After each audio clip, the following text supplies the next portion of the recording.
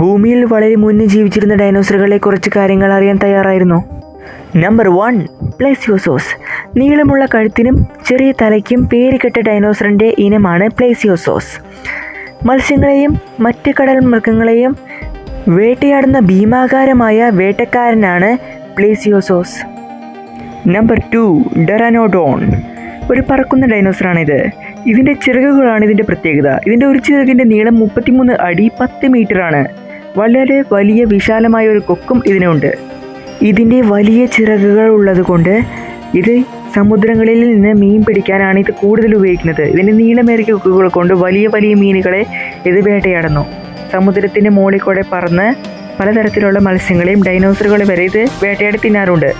Number 3, ക്വിറ്റ്സാലക്കോട്ട്ലസ്. കുറച്ച് വിചിത്രമായ പേരാണെങ്കിലും ഡെറാനോഡോണിനെക്കാട്ടും വളരെ വലിയ ഒരു പക്ഷി ഡൈനോസറാണിത്. ഇതിൻ്റെ ചിറകുകൾ 40 അടി 12 മീറ്റർ വരെ വലുതാണ്. ഇതും മാംസാഹാരിയാണെന്നാണ് പറയുന്നത്. ഏകദേശം ഒരു ജിറാഫിൻ്റെ അത്രയും വലുപ്പമുണ്ടാകും ഇതിന്. ഒരു മനുഷ്യനെ തുല്യമായി ഇത് വെച്ചാൽ വളരെയധികം വലുപ്പമാണിതിന്. ഇൻട്രസ്റ്റിംഗ് ആയി തോന്നിയാൽ സബ്സ്ക്രൈബ് അടിച്ച് സപ്പോർട്ട് ചെയ്യാൻ മറക്കരുത് കേട്ടോ.